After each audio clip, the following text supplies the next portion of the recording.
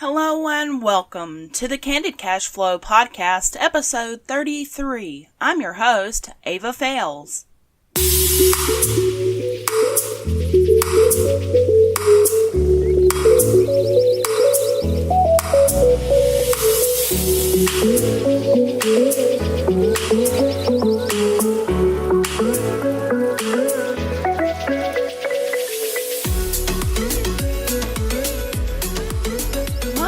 People have an idea of how they learn the best.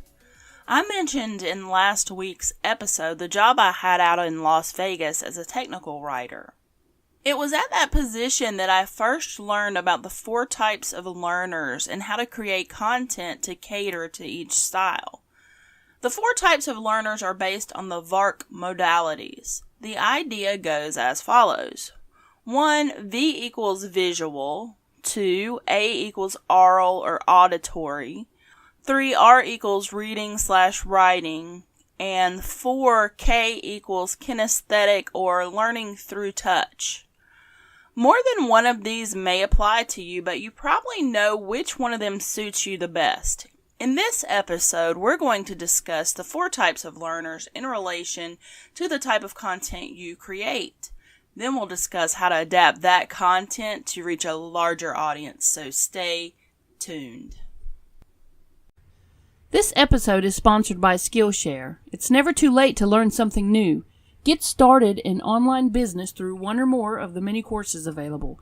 Sign up for a free trial and get access to professional courses of all kinds today through Skillshare. Are you struggling with the question, what type of content should I make? There's a lot to consider. First off, should you be making content at all? You don't necessarily have to create content to have an online business. Perhaps selling is your thing. You need a product, not necessarily content. Today I want to focus on the content creators.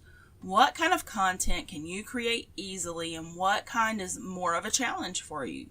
I struggle with video, for example. I've actually resisted video for a long time and actually opted to go with podcasting instead of focusing on video. The problem is video is huge. It can also be key in building your credibility online. So is video a bad place for me to focus? In the scheme of content creation versus consumption, I decided a long time ago that creation is my thing. Yes, I consume a crazy amount of online content, but I take it a step further as a creator. In order to reach more of my audience, the more types of content I can create, the better. The strategy here is to focus where you are the best and then adapt that content to fit with other mediums. When I worked as a technical writer, the first type of content we focused on and created was written. They were called learning activities. As a result, I've always favored creating content that teaches. Once we had a polished piece of written content, we then turned it into audio. We did this for 2 reasons. 1, to cater to the auditory learners in the company, and 2, to provide for the non-native English speakers and those who may not read well.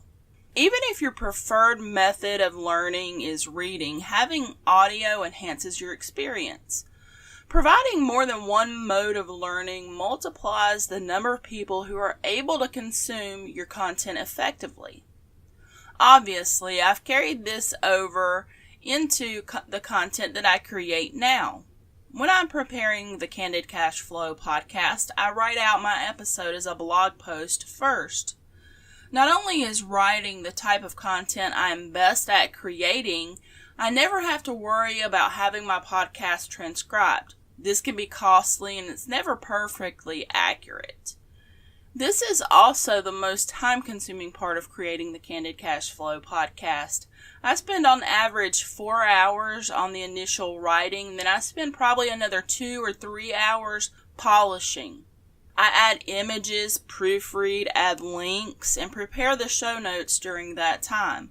Once all of that is complete, I record. Recording takes under 2 hours and I edit at the same time.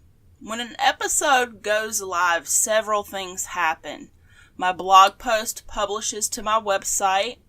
A downloadable PDF is available to those on the go, and my podcast episode is fed out via all of the channels so it can be listened to by my audience.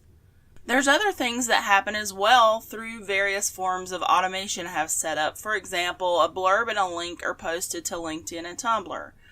Back in the day, all of this would have been enough to draw a decent crowd. As time goes forward, more people create content and the competition is fierce. The audience only increases in size though. Remember this, your audience is only going to increase over time. You simply have to attract them with the best content. So let's talk about a strategy for your flagship content. You are bent on creating content as a large part of your online strategy. Awesome. What kind and what are you good at? I just mentioned that I start with writing because that's what I'm good at. Then I adapt. Maybe video is your thing. Start there. Make a lot of videos. Make your content with the thought in mind that you intend to adapt it to different mediums. Say you make a video on how to tie your shoe. Later on, you can grab the transcript either from YouTube or use otter.ai to transcribe it. Boom, you've got a blog post. Embed your video in your post. You just covered half of the 4 types of learners. Since the nature of your video is to teach your audience how to do something, it should illustrate to them how to do that something. Thus, they can learn by doing, which covers the kinesthetic learners. You can easily turn video into audio with a downloader like ytmp3.cc, which will download the audio from any YouTube video. We just covered all of the ways to repurpose content in episode 31 of the Candid Cash Flow podcast. This is certainly along that same vein. Be sure to grab the show notes so you get all the links and goodies at heyoava.com/episode 33. By the time you're done, you've covered all 4 types of learners. Check it out. 1, your video covers the visual learners. 2, your audio or podcast covers the auditory learners. 3, your blog post covers the reading/writing learners. And 4, your tutorial covers the kinesthetic learners. That's powerful, my friend. So what kind of content should you put on your website? This is simple. All of it. Your website should be the hub of everything you do online.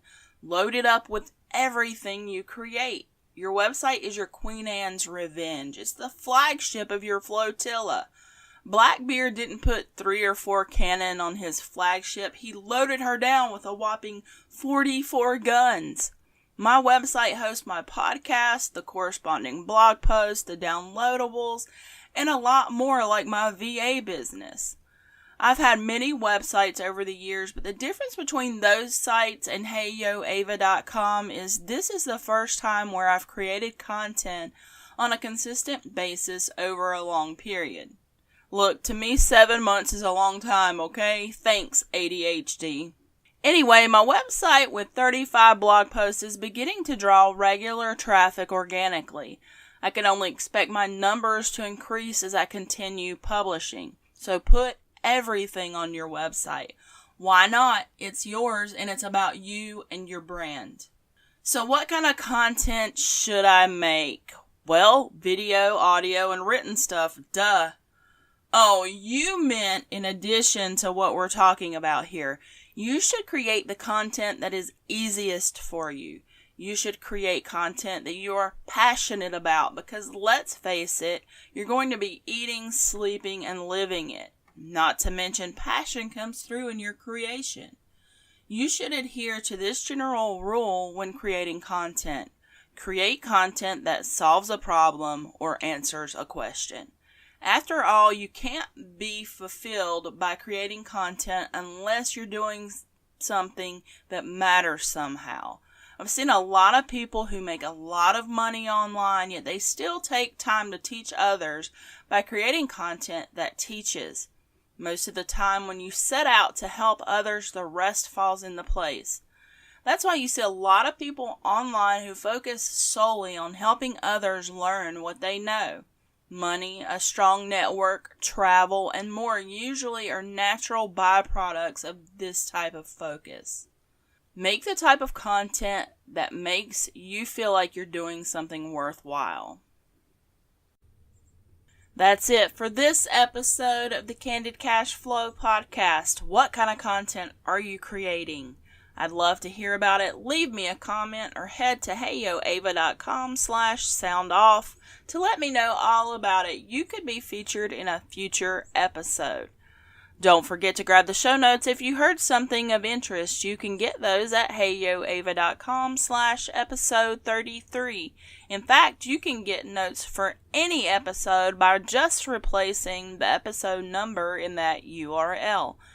You can also check out past episodes by visiting the archives at heyoava.com/candidarchives. If you enjoyed this episode, I hope you will consider subscribing. You can do so in your favorite app at heyoava.com/candidcashflow. We just recently added Radio Public and Medium to the list. Thanks for listening. It's always nice to see that you stop by to take in what we're putting out. Remember, we release a new episode every Wednesday. Until next time, turning your passion into cash flow.